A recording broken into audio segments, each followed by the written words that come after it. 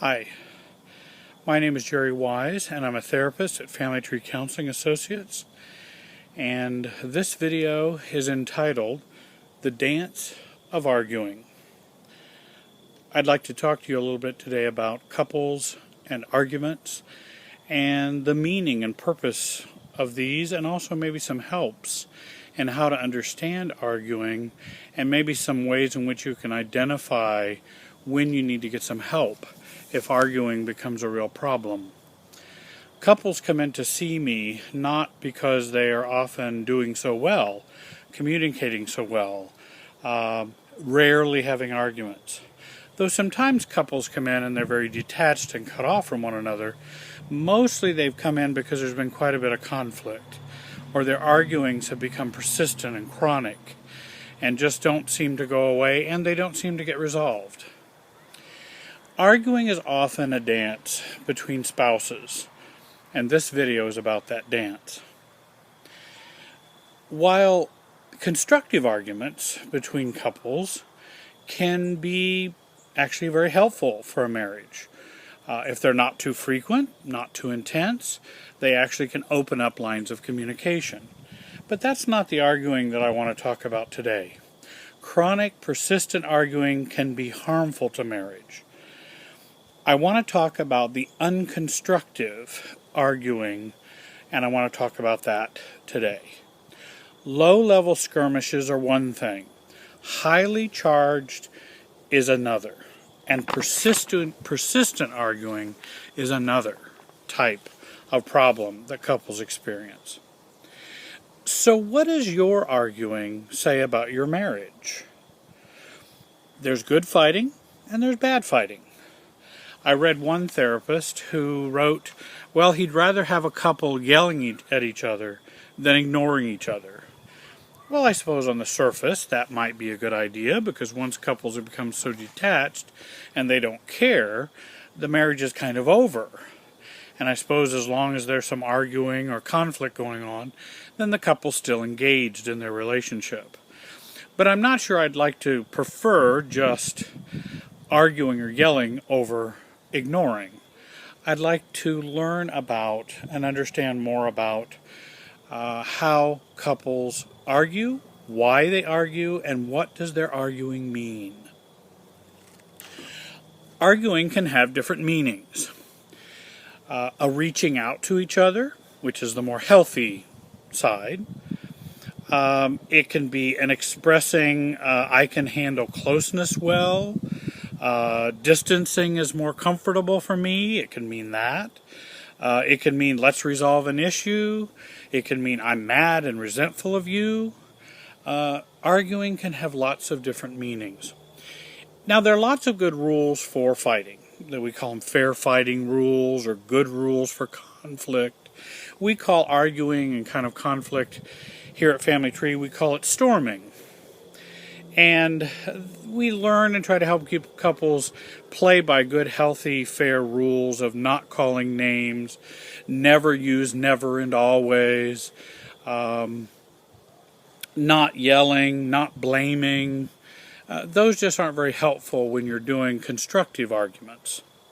But I'm talking about arguments that kind of are chronic and just continue to go and go and go. And couples get caught up in a persistent, consistent type of arguing. What do couples argue about? Well, you probably already know that. Money, sex, work, kids, housework, not listening, bad driving, snoring, the in-laws, kids, and not answering your cell phone, as well as a whole host of other topics that couples might argue about.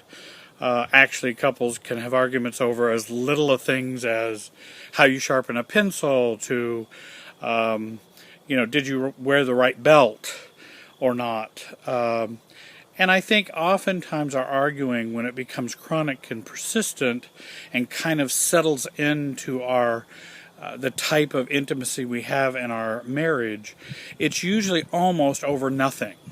And so they're very hard to resolve because they aren't really about anything. The arguing is already set in as a pattern. The topics just change from day to day. And there's a whole roulette wheel of topics that maybe the marble will fall in and we'll argue about today. Being able to let things go has to do with our sense of self and our ability to be close or to be intimate. If we're not very good at being close and being intimate, then we can use arguing as a way to manage that space or manage our intimacy. And if we don't have a real strong sense of self and who we are, we also can use arguing as a way to kind of defend ourselves and protect ourselves. The implication is, if we have a stronger, healthier sense of self, and if we can tolerate more intimacy and closeness, then arguing tends to fade away and be less crucial for a couple less crucial for a couple to hold on to in their marriage. Simply a family systems approach, and I do like to use that approach in looking at arguing. A family systems approach is based on seeing individuals as internally connected to their family of origin and internally connected to their relationships. We're all tied together, and things that go on inside of us are connected to all those links. And the forces that all these links create are dynamic and shift between two major forces, togetherness and separateness.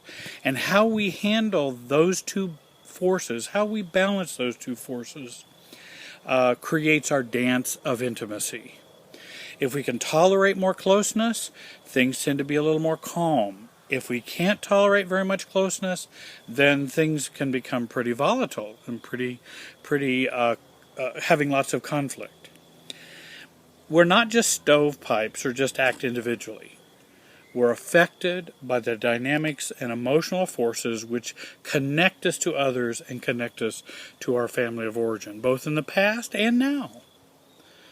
Looking through this lens, we can see how arguing is a way of distancing, of keeping from experiencing healthy closeness or intimacy. If I don't feel very close being connected with someone, arguing is a way to manage that closeness. It keeps me farther away from somebody, and I feel safer. Yet, I just seem to argue all the time because I can't calm down and just be close. Marital and family therapists don't just look at the content of the arguments, but at the effect and how the arguments affect closeness in the marital dynamics. And marriage and family therapists look at exploring the deeper meaning of the arguing. I teach couples to look not simply at what is being said, but what is going on. Why are we arguing now? Why are we arguing about this? What purpose or place does this arguing, what place does it have, and how does it fit into our emotional intimacy dance? To see how this affects the balance of our closeness and our separateness as a couple. Looking at the root causes of the persistent pattern of arguing is important. I want couples to look beyond the simple behavior of arguing and look at what is underneath the interaction. We get seduced into over-focusing on our arguments, and particularly over-focusing on the content of the argument. And oftentimes couples are frustrated because they walk away saying, it really wasn't about anything. And we get focused on what was said and not what's going on. We get seduced into over-focusing and not on how it serves our relationship, or how it serves to keep us from our spouse, or how it serves my fears or my allergy to intimacy that I learned long ago growing up, or how it serves my internal conflict of expressing come close and stay away at the same time, or how it serves emotional triangles I'm caught up in, how it expresses my low sense of self or low self-esteem, and how arguing is an expression of my shame, guilt, or worthlessness. So understanding what's underneath the arguing is what's so important, and that's one of the best ways to get it to stop. because often if we can fit those things underneath, fix those things that are underneath the waterline of the iceberg, underneath the waterline, fix what's under there, the top part that shows tends to dissipate and tends to melt away. Often another reason why we might do a lot of arguing can be it gets ignited out of my fear of abandonment. Let me also suggest that arguing is often how couples communicate in code. Come in and find out how this code can be revealed and understood, and how a healthier marriage can be experienced between you and your spouse. Dismantling the pattern of arguing requires time and energy and a template or a map to understand the hidden code underneath our arguing. An expert in family systems can assist couples in doing this work. Give me a call at 317-919-6264, or you can read my new article on arguing at our website, www.familytreecounseling.com.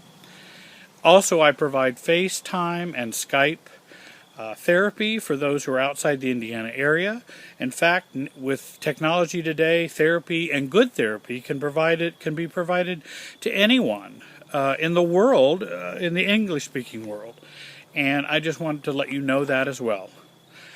I appreciate you listening today, and have a great day.